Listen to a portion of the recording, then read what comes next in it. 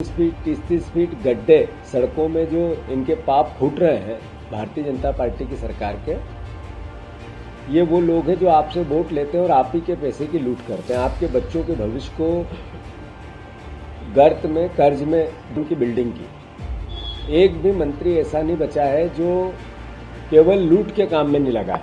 कोई काम ऐसा नहीं होगा जिसमें बिना मंत्री का उल्लू सीधा किए कोई टेंडर पास हो जाए। जी का अहंकार बीजेपी पे भारी पड़ेगा, वो स्थिति बनने लगी।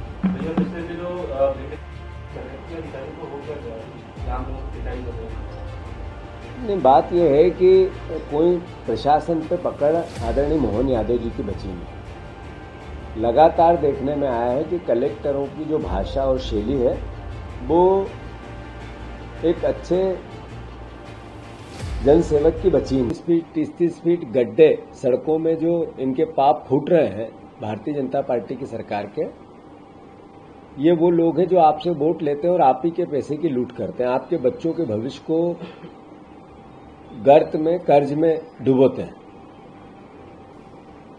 मंत्री जवाबदेही के बजाय बताते हैं कि गड्ढे हैं तो सड़कें हैं तो गड्ढे रहेंगे। मतलब ये मैसेज देते हैं कि हाँ, हम भ्रष्टाचार कुट कर रहे हैं।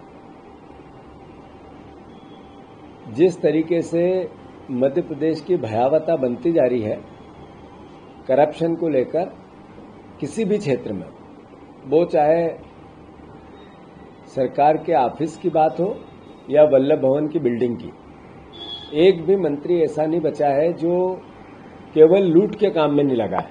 कोई काम ऐसा नहीं होगा जिसमें बिना मंत्री का उल्लू सीधा किए कोई टेंडर पास हो जाए।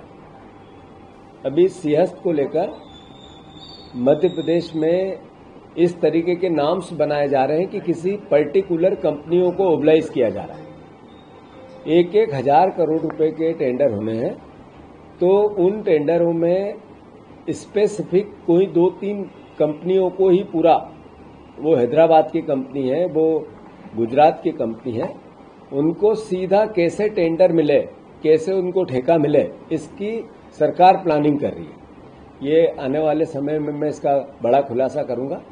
साथ ही साथ शिवराज जी ने 2013 से 27 बार ये कहा कि मैं 1 लाख नौकरियां दूंगा, 2 लाख नौकरियां दूंगा, 2.5 लाख नौकरियां दूंगा। अभी मोहन यादव जी भी जब से आए हैं वो भी नौकरियों की संख्या बताते रहे, विज्ञापन देते हैं, 1 क्लिक में इतने लोगों को हमने रोजगार दिए। 13 से आज तक कितने डेटा तैयार हुए हैं, जो अभी विधानसभा में भी इसका हम मुद्दा उठाएंगे। कितने बच्चों को आपने रोजगार दिया। दौरे पे है विदेश के, इन्वेस्टमेंट मध्य प्रदेश में आए, इसका प्रयास करेंगे मुख्यमंत्री जी, पर रोजगार पे उसका कितना असर है, इसकी व्हाइट पेपर हम सरकार से मांगते हैं, सरकार नहीं देती। अब हम व्हाइट पेपर लेके आ रहे हैं। कांग्रेस रोजगार को लेकर व्हाइट पेपर लेके आ रही है। ऐसे ही करप्शन को लेकर भी कांग्रेस अब व्हाइट पेपर लेके आई। हमने सरकार से बार बार मांग की, हम तथ्यों से, तर्कों से, ये सरकार 50% कमीशन लेती है, इसके नेता टोटल लूट में लगे हैं। एक बीजेपी का आज से 3 साल 4 साल 3 बार से 4 बार से जो मंडल अध्यक्ष है, उसकी आर्थिक स्थिति का पता लगाओ और आज उसकी आर्थिक स्थिति का पता लगाओ। जो बीजेपी के पार्षद हैं अलग अलग जगह, उनकी आर्थिक स्थिति का पता लगाओ, आज से 10 साल पहले और आज की आर्थिक स्थिति का पता लगाओ। बड़े नेताओं के तो कहने ही क्या है, इनकी पूरी संपत्तियों का अगर ब्यौरा शासन ले ले, सरकार ले ले, कोई व्यवस्था बन जाए, तो लगभग 80% लोग जेल की सलाखों के पीछे होने चाहिए। इस तरह के अकूट भ्रष्टाचार चल रहा है। मैं फिर से, जो गड्ढे हुए हैं उसमें सरकार को डूब के मर जाना चाहिए। अपने आप को, मंत्री को उस गड्ढे में जल समाधि ले लेनी चाहिए, या फिर गड्ढों में समाधान हो, इसका प्रयास करना चाहिए। बस इतना ही कहना चाहिए। बांग्लादेशी भोपाल में बांग्लादेशी कितने पकड़ाया है? 8 साल से भोपाल में बन गया है। पुलिस को भलक तक नहीं लेती है। जो भी विदेशी लोग भारत में रह रहे हैं अवैध तरीके से दूसरे देशों के, 10 साल 11 साल से नरेंद्र मोदी की सरकार है, 25 साल से बीजेपी की यहाँ सरकार है। ये सरकार है या सर्कस है? जान मंजीरें बजाती है क्या? क्यों ऐसी परिस्थिति निर्मित हुई कि 11 साल बाद नरेंद्र मोदी जी को जगह जगह कहना पड़ा, बाहर के घुसपैठी आ गए, नेपाल के आ गए, बांग्लादेश के आ गए। तो आप सरकार क्या कर रही है? जान में जीरे बजा रही है।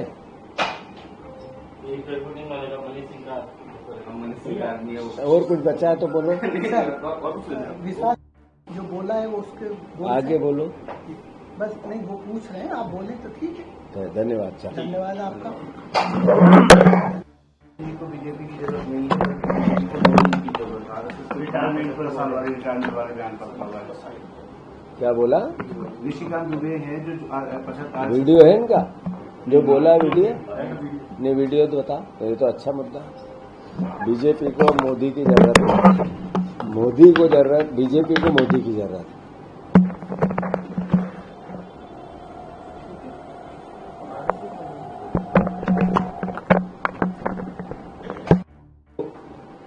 स्तुति में गीत गा रहे हैं।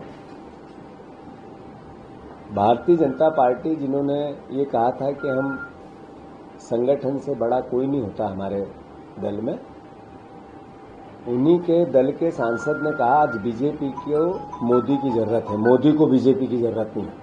तो जो भारतीय जनता पार्टी के नींव के पत्थर संस्थापक लोग थे, जनसंघ के संस्थापक लोग थे, जो दल और विचारधारा को बीजेपी की बड़ा मानते हैं, उन लोगों को अब अपने आप से सवाल करना चाहिए कि निशिकांत दुबे ने कहा वो नरेंद्र मोदी जी के कहने पे किया, और अगर नरेंद्र मोदी जी ने नहीं कहा तो क्या भारतीय जनता पार्टी निशिकांत दुबे जी को किसी प्रकार के सवाल जवाब करेगी क्या? बीजेपी के संगठन का अंदरूनी मामला हमें बोलना नहीं चाहिए, पर देश का प्रधानमंत्री किसी दल का नहीं होता है, देश का होता है, आम भारत के नागरिक का होता है। उन्होंने एक सिस्टम सेट किया कि 75 साल बाद अपने आप राजनीतिक लोगों को रिटायरमेंट लेना चाहिए, उसकी बलि चढ़े, उस पूरे प्रोसेस की बलि चढ़े। आदरणीय जोशी जी, आदरणीय यशवंत सिन्हा जी, आदरणीय लाल कृष्ण आडवाणी जी, ऐसे तमाम, सुमित्रा महाजन जी, ऐसे कई लोग, अलग अलग, इसकी संख्या छोटी मोटी नहीं, जिन्होंने अपने खून से बीजेपी के विचार को सींचा। अब जब नरेंद्र मोदी जी की बारी आई तो भारतीय जनता पार्टी के नेताओं का रुख इस तरीके का हो गया कि बीजेपी को मोदी की जरूरत है, मोदी को बीजेपी की अब जरूरत नहीं है। ये अहंकार हम बार बार कह रहे थे कि आज मोदी जी का अहंकार देश पे भारी पड़ रहा है, कल मोदी जी का अहंकार बीजेपी पे भारी पड़ेगा, वो स्थिति बनने लगी।